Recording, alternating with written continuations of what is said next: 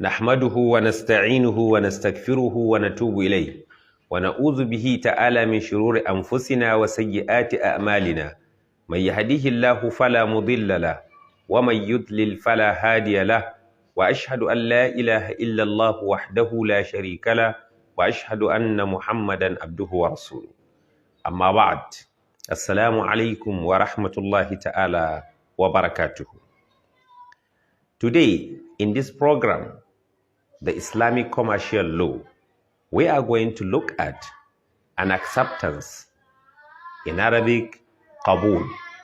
This is at the midst of our discussion on the silent features of mu'amalat. Abdul Jalil and Khalilur Rahman explained that an acceptance, which is qabul, refers to the expression of acquiescence by the offeree. An expression of acceptance, an expression of acquiescence by the offeree. Because when an offer is accepted by the offeree, it is said that an acceptance has been made. When there is an effective acceptance, an agreement is made between the parties, which become legally binding for them. Like an offer, an acceptance can also be verbal expression by conduct or in writing. In our last lesson, we mentioned that an offer is of three types. An offer, which is a verbal offer by conduct, and offer by writing. Likewise, an acceptance can be verbal, that is can be done verbally, and it can also be done by writing, and it can also be done by conduct. Number three, that is the third silent feature of mu'amalat, is free consent. Free consent. As for a contract to be valid, the agreement must be made by a free consent of the parties involved. A free consent of parties is also known as consensus of parties. That is, the party involved in the business transaction without any form of coercion. Either directly or indirectly. If the contract is caused by a coercion, or a fraud or undue influence, it will be a voidable contract.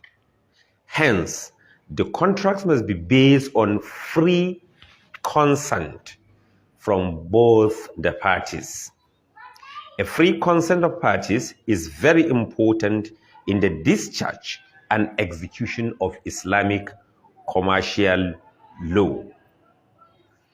According to Muhammad ibn Salih al-Usaymin, in his book Al-Jami' li-Ahkam al-Sunnah, he had enumerated 3 legal reasons governing this condition.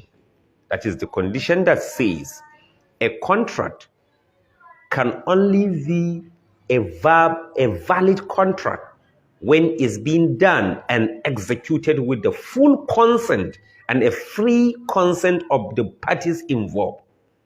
That is the buyer as well as the seller. He mentioned as follows. Number 1, Ibn Usaymin made mention of the Quranic injunction, chapter 4, verses 29, where Allah says,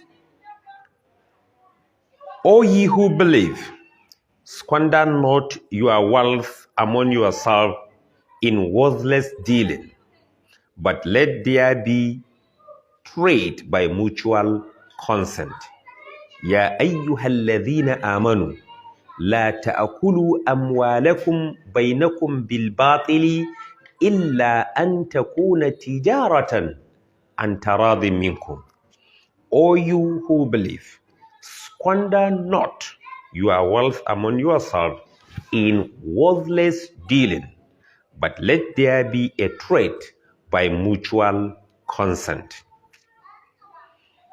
Ibn Usaymin went further to explain that in this verse, Allah, the Creator, emphasizes on the importance of executing a trade contract by mutual consent. Thus, it is fundamental principle in an Islamic commercial law that both parties must demonstrate a free consent while conducting a contract or a transaction. The proof of a free consent between the offerer and the offeree is very significant and highly required. Number 2,